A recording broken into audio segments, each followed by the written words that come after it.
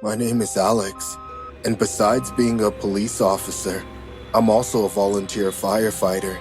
You would think having these two professions I would have many anecdotes to tell, but believe it or not, the worst moment of my life was neither in fire nor in a shooting, but on my honeymoon. Needless to say, we were both very happy. We had spent the first night in a paradisical hotel in Brazil, and although we had to get up early the next day, we decided to spend the night having a few drinks at the hotel bar. Everything was going well. We were having a great time remembering our day at the beaches of Sao Paulo, until something caught my attention. The bartender at the place kept looking at us. No, he wasn't looking at me. He was only looking at Lisa, my wife. He wasn't even trying to dissimulate that he was looking at her. His eyes were frozen on her while he was drawing a cup I don't know how many seconds ago. It was as if there was nothing between them. And the worst of it was that Lisa didn't realize it. She was still innocently talking to me about the food at the hotel. In the middle of my distraction, Lisa innocently called him to ask for another drink, to which he approached. Lisa nonchalantly ordered her drink, but in a matter of seconds, she began to feel more and more uncomfortable. The man was looking at her eyes in a penetrating way. She could hear him breathing violently, more and more agitated. Hey, does my wife have something on her face? Hey, I'm talking to you. Are you deaf? At my answer, the man stopped looking at Lisa for the first time, turned his head towards me.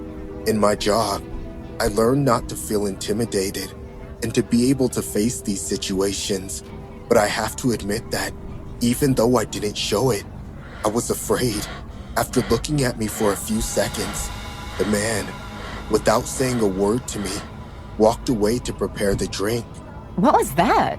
Did I say something to him? No, he's been looking at you like that for a long time now. I don't want to have that drink. Let's go. And without further ado, we went back to our room. I wasn't worried about not paying for the drink. We had already talked about the bill coming to our room when we left. We got to our room and I must admit that we had a few too many drinks, so we went to sleep. I woke up with a bolt, the moonlight shining on my face. I looked at the clock and it was only 4 a.m. I usually sleep through the night, especially when I drink alcohol. So what made me wake up so fast? I didn't have to look far for the answer, as he was standing right in front of me, in complete darkness, standing at the end of my bed, where the light coming from the window didn't reach. The silhouette of a person was standing still. I had no trouble identifying them. It was the bartender from before. Like before, he was just standing, but this time he wasn't looking at Lisa, who was sleeping next to me. He was looking at me. I tried to stand up, to attack him and save us from whatever was happening, but I couldn't. It was as if my body was as frozen as his. Every joint in my body was cramped and my hands and face began to sweat. I was terrified, paralyzed with terror. Meanwhile, the bartender was still in front of us. His left hand was holding something, but I couldn't see what it was. Was he going to use it to hurt us? I could also see how his right hand was twitching restlessly. The man was scratching his whole body nervously. I heard a noise next to me and I turned around. Lisa was awake. She couldn't scream either. She was crying. Her eyes were telling me that this could be the last time we would see each other, that we were at the mercy of a person that not only was possibly armed, but that his very presence made us feel like ants in front of him. Seeing Lisa without hope, crying, awakened something within me. I told myself that I'm a cop, that I'm trained to deal with these people, and that I would not allow anyone to do anything to my wife. Even if I was lying down and unarmed, I would defend myself. Filled with courage, I was encouraged to say the first words, breaking the silence in the darkened room. What are you doing here? What do you want? In response, the man's gaze became even more piercing and his body began to move in my direction. Everything inside my head was screaming at me to run away, to escape, to defend myself from this man. but I could only strain back a little, ready to defend myself from whatever this man could do to me. Instead of attacking me, the man, without taking his eyes off of me, put a glass on the bedside table next to the bed. You forgot your drink. Then the man turned to me and walked towards the exit door. From there, he turned his head one last time and looked me straight in the eyes. Then, he simply walked away. I ran to the door and turned on the electricity. Once the light illuminated the room, Lisa and I just hugged each other crying. A few minutes later, we fearfully went to talk to the hotel authorities. Once we did that, they went to look for the bartender, but he was gone. All his things were there. He just left. The next day, the hotel manager approached us to tell that the man was no longer working with them. They were planning to fire him for his strange behavior, but he had never done anything like that before. From that night on, no one ever saw him again. We left that hotel a few days later and never knew if the man ever came back. Even though we never saw him, his terrifying look will always be in my nightmares. Every time I wake up, I feel that he is there, watching us, getting ready to do whatever it is he didn't dare do that night. This is the final boarding call for passengers Aaron and Fred Collins, booked on Flight 372A to Kansas City. Please proceed to Gate 3 immediately. The final checks are being completed, and the captain will order for the doors of... Hurry up, we're gonna miss the flight. I'm trying my best, okay? I told you not to wear those heels. But you said you like how I walk in them. He sure does. Mind your own business. Oh, come on, Fred. The poor man was just complimenting me. I know I'm nice to look at. Whatever. Just find our seats. My legs are hurting. But I haven't done anything yet. You're getting into the honeymoon mood. I just can't wait to. Excuse me, lovebirds. If it's not too much trouble, can I take my seat? What the hell is your problem, dude? Right now, you and your fine wife. You sure the luckiest son of a witch. How did even a guy like you... Hey, you're crossing your limits. Fred, leave that freak and just sit beside me. Oh, that view is so nice. Hope you have a nice trip. I can't believe I have to tolerate this Mr. Fart Breath now. Just a few hours more, and I'll take you to heaven. Oh, honey.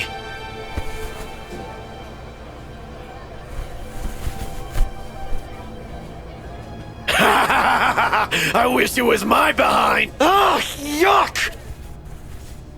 I cannot take this anymore. Listen, you monkey balls. I'm tired of your crap right now.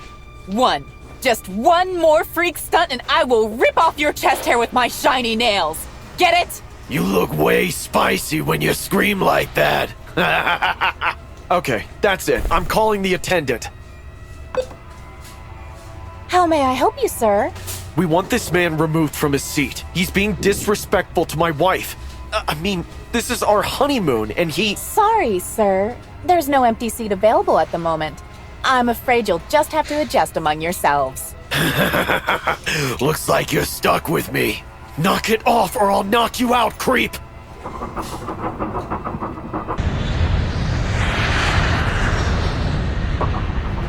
What's happening, Fred?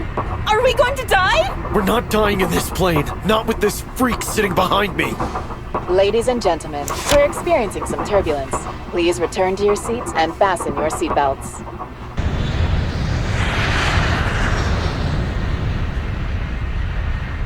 Oh, good lord! We finally landed! Yeah, can't wait to get off this plane. That man hasn't spoken a word since... Maybe the turbulence scared him. Look, he's going to the bathroom. Perfect. Walk fast so he can't follow us anymore. I don't see him anywhere. I don't even want to. Now, can we please stop mentioning that weirdo, Aaron? Fine. Wait here. I don't think I can hold it any longer. That's why I tell you not to stress eat. Don't be too long.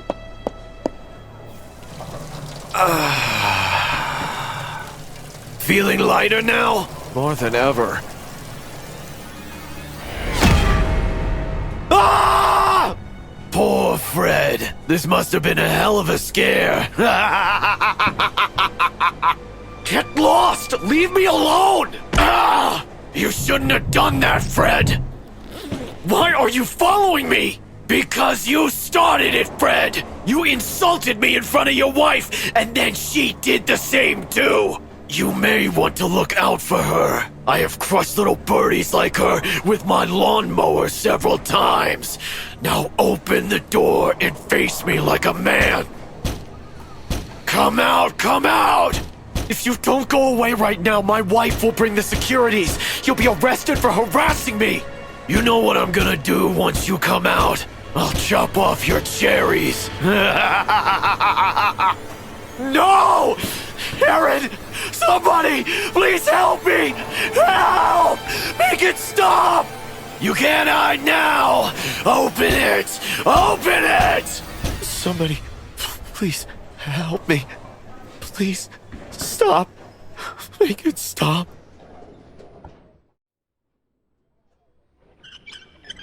Fred!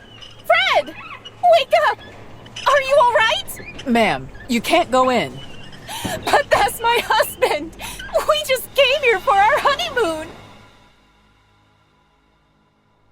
Doctor, he just had a panic attack. His wife said they were on his honeymoon. Hello, Fred. Are you enjoying your trip?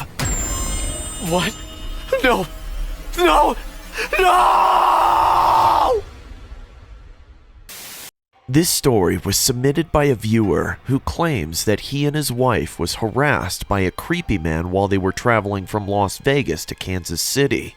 The viewer also alleges that man followed him to the Kansas airport's washroom and harassed him. Later, it was understood that man was Doctor and was suffering from schizophrenia. Everyone thinks I'm dead, but I'm not. If he finds out that I'm alive, I'm not sure what he'll do.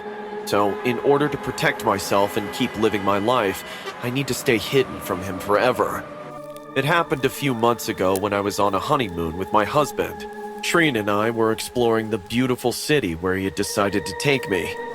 Oh, look at that architecture. The beauty of this place. Make sure you snap a picture of me in front of that fountain.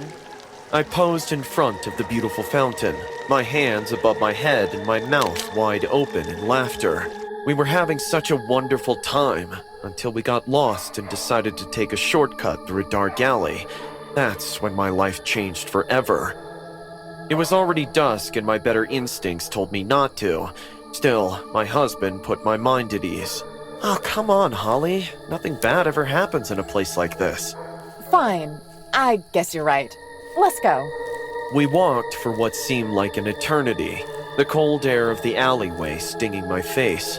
I looked up at the night sky to admire the stars, listening to the footsteps of my husband grow distant.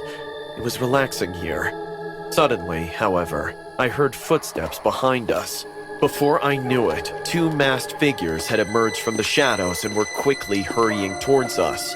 Chills ran down my spine as the figures came closer, their faces hidden behind masks. I turned down the alleyway, looking for my husband. Shreen? Where are you? Shreen! I called out for him, but he was already gone. With horror, I turned back toward the masked figures and saw them sprinting toward me now, their footsteps echoing in my ears. The faces beneath their masks looked scarred and blotted, as if they'd been severely burned. Their eyes were blood red, and I could see the insanity in their stares. What do you want? Stop! Get away from me! I knew I had to escape, and quickly ran for my life, dodging around boxes and old dumpsters, listening to their footsteps growing ever closer. Eventually, however, I managed to find my way onto a busy street.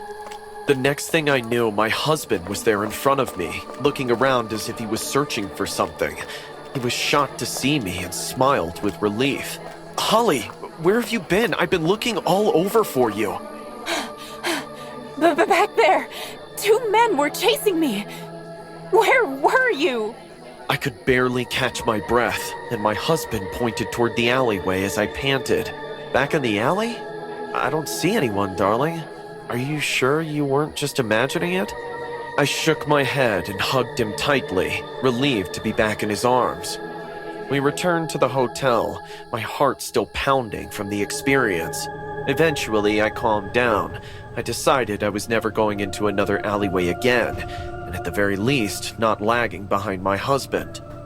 Later that night, after I had fallen asleep, I awoke suddenly to a strange noise. I heard the lock clicking and the door beginning to creak open. I could see it from our bed, the door silently sliding open. Inch by inch, it slid effortlessly open, but I couldn't move from the shock. It wasn't weird that the door was being opened. What was the weirdest part about it was that I remembered, as clear as day, deadbolting it before I fell asleep. Why wasn't it deadbolted? Before I had time to think, however, I saw two masked figures step into the room. I gasped, my heart racing and terror rushing through me. It was the same two masked men from the alleyway, and they advanced silently into the room. I was terrified, and I was about to scream when suddenly a hand clapped over my mouth. I stilled, recognizing that it was the hand of my husband. Struggling, I looked at him in horror as the two men in masks taped my mouth shut. He must have understood that I was trying to ask him what was happening. His horrific face gleamed in the moonlight. I saw who he really was for the first time. His evil eyes and foul mouth told me everything. His scars, which I had found charming, had taken on an evil glint as I realized what he really was. You really thought you had gotten away from them in the alleyway, didn't you? I didn't hire them for nothing. And just like that, the men had taped my arms together and began to drag me from the hotel. They loaded me into the trunk of their car, and the last thing I remember seeing before the trunk shut was my husband watching from the window. Nearly 2 hours later, the car stopped in an isolated area and the trunk was opened. The two masked men roughly pulled me out, then ripped the tape off my mouth. Please, don't do this. Please. You got lucky this time. If your husband wasn't such a cheapskate, you'd be in a ditch right now, but he didn't pay enough. We'll take the money and leave you here. From now on, you're on your own. At that, they got into their car and drove off.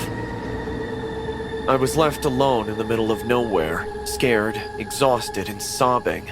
It felt like a nightmare that wouldn't end. Now I had to avoid my husband and his associates, never going into a place where they might find me. I walked for miles through the wilderness, till I came across a road and managed to hitchhike to the nearest town. I know my husband thinks I'm dead, but if he ever found out that I was still alive, then my life would be in danger. This is why I must remain hidden and take every precaution so that he never finds me again. I still don't know why he wanted me gone. I don't know if it was because of a mistress or something else, but I do know that if he ever finds me, then my life will be in grave danger. The thrilling tale you just watched is based on the real-life story of Annie Dewani, whose husband got rid of her. She and her husband were on a honeymoon trip when she was abducted and disposed of. Her abductees were later identified and blamed her husband, Shreen Dewani, for hiring them. Although he was later acquitted, many still believe that Shreen Dewani allegedly was responsible for his wife's attack and abduction.